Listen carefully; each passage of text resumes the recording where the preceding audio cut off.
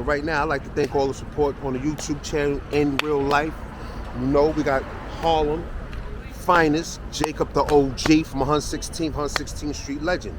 And every once in a while, he like to take us on tours and show us where all the iconic spots at. Some you may know, some you may not know.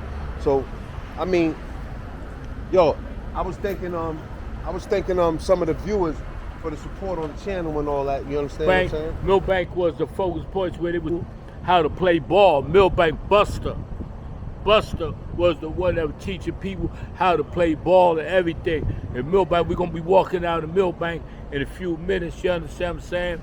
So we could, express this. Here is synonymous with successful basketball players, especially this gym right here. And Jacob definitely was somebody that was in and out of here. He didn't play ball, he was in the swimming pool. When he finished in the swimming pool, he definitely made his way here to watch the ball players. Like myself, I played ball coming up here. My name is Joe Scott. So this center is definitely legendary for a lot of ball players. Let me tell you about this guy. He tried to play it down. Yo, this nigga would play a ball so mean, and then he come off the court with a walk. He had all the girls. His name Joe. I mean, Joe had that walk. He wearing mink coats. He was fly, just like us. He's a Harlem born and raised 118th Street.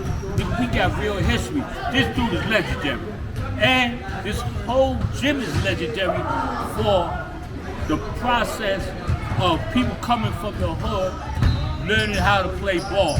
And so many superstars came through here. Like he said, the name go on and on and on and on. And then you know what you can do? It's a book called Playground Legends. Half of the people in that book came through this gym. Maybe all of them came through the gym. And we can't forget Buster. We have Buster here, helping people play ball and all that stuff, teaching us how to play ball. You understand what I'm saying? That way I used to shoot.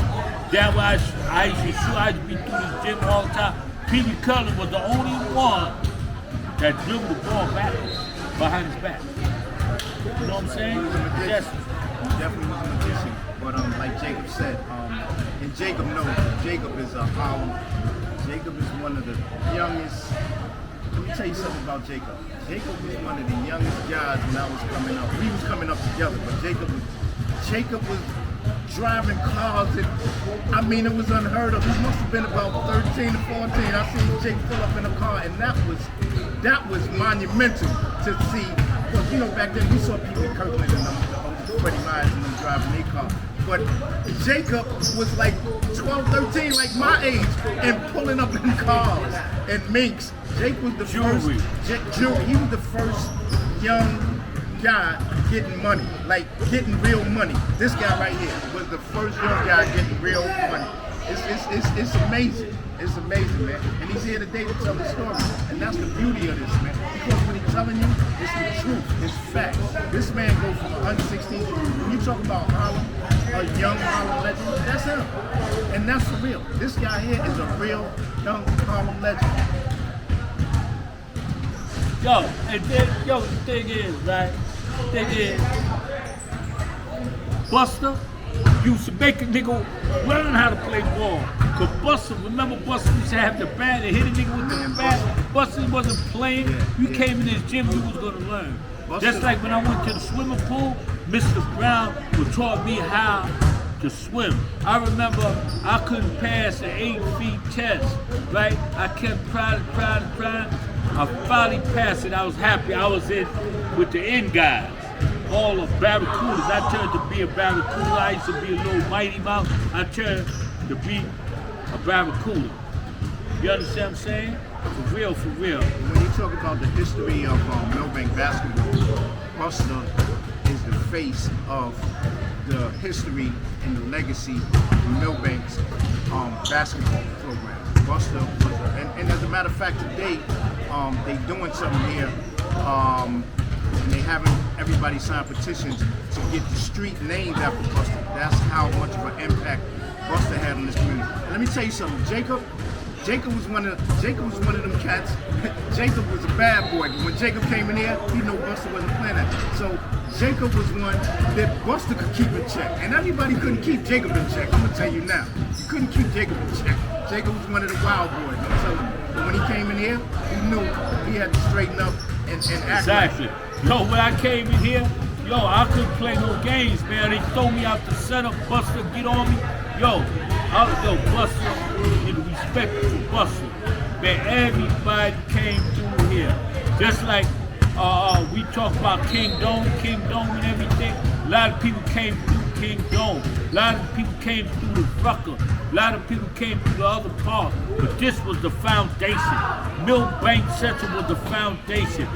Wee Kirkland lived right across the street from me in 117G. Larry, all the niggas played ball. You understand what I'm saying? We did our thing here, man. And it was good for the community. Nigga, we had the community. We had a lot of stuff going. We had arts and crafts. We had swimming. Nigga, we had whatever you needed to help you get through life as a young kid, we had it here. Because all the people from the neighborhood was very intelligent. You know what I'm saying? We wasn't waiting for nobody to teach us. We were teaching our own.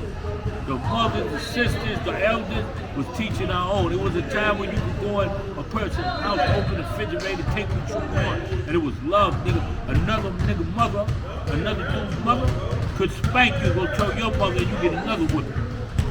I'm in front of Milbank Center. I just came out there from doing my interview about Buster and how all the high-powered hustlers used to come down here to play ball. A lot of people learned, a lot of stars came out of here. This is Milbank Center right here.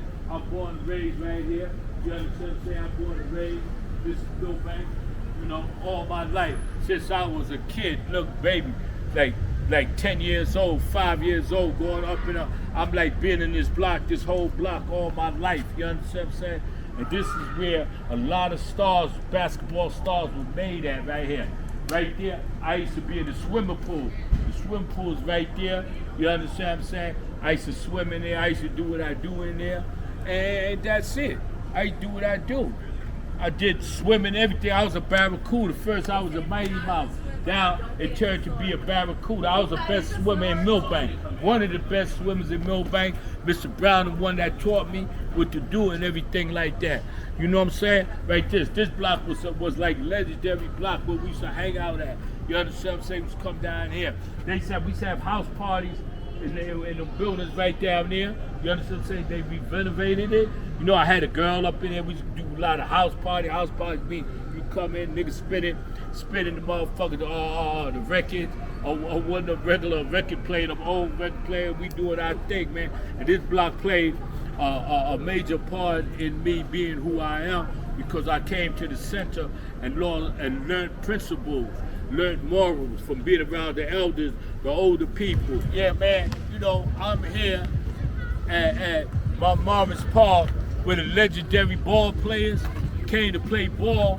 The legendary in Harlem, the legendary from all over came here to play ball right here. This when I seen Wee Kirkland and Joe Hammond playing ball together, one-on-one. You understand what I'm saying?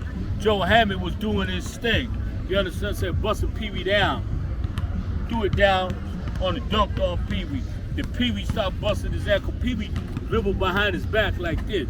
Pee Wee dribbled behind his back like this. You understand what I'm saying? Pee Wee came up with his pink. He had a pink Cadillac. You understand what I'm saying? He drove up here, see Joe Hammond on the court and all that. Joe Hammond, AKA the Destroyer. The Destroyer. What he used to do, he used to come in the games halftime. He'd come in the games, running the games with shoes on, gaiters on. He look around, and what he'd do, when he look around and everything, he'd change his shoes, take his shoes off, put his sneakers on, come in the game, bust down 50 points, real quick. Run out to his car, jump in and go buy this business. He'd score 50 points. You understand what I'm saying? That's what he did. You know what I'm saying? He definitely was a hell of a dude, man. Everybody in Harlem loved it, Joe Hammond. Everybody loved it, this guy. You know what I'm saying? Joe Hammond, the Destroyer. Everybody loved Pee Wee. But Pee Wee was a dynamic dude. You know what I'm saying? He got a hell of a shot and everything. Pee Wee Kirkland was the first dude that bought me a pair of Chuck Taylors, took me shopping to go to school. You know what I'm saying? Pee Wee Kirkland definitely was helping the hood out. Pee Wee Kirkland definitely buying people stuff in the hood to go to school.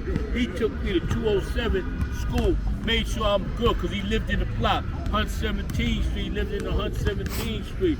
And definitely, man, that was his block. He lived there. Yo, he took me to Park Avenue. That's where they had all the clothes, bought me clothes to go to school. Because I was definitely a bum. I definitely ain't had nothing. I definitely was starving. You know what I'm saying? The people had their foot on my family neck, my neck too. Because if they got it on their neck, my family neck, they got it on my neck because it's only but a little bit of money coming through. I remember the first time I got my first TV for the pawn shop, RCA. A big, heavy wooden thing pulling up and everything like that. See Pee Wee coming through, man. Brand new car, you understand what I'm saying? All this old shit. Hell of a ball player. Pee Wee Kirkland was the one who used to go to that motherfucking university in Boston. You understand? That's where he got locked up at. You understand what I'm saying? He got locked up all about that university shit. I don't know how it went down, but that's where he got locked up. You understand what I'm saying? Then, when the Chicago Bulls talked about they want to draft him, he said, man, they was only paying $50. He said, I got that in my car right now. He said, I got that money in my car right now, in the trunk of my car. You understand what I'm saying? But I think what you call it said it first, man. The Destroyer, Joe Hammond said that first. I think he said that first. Then we had Skip the Malou come through here. We had all legendary ball players out of Harlem come through here. You understand what I'm saying? To do what they do. That's it, man.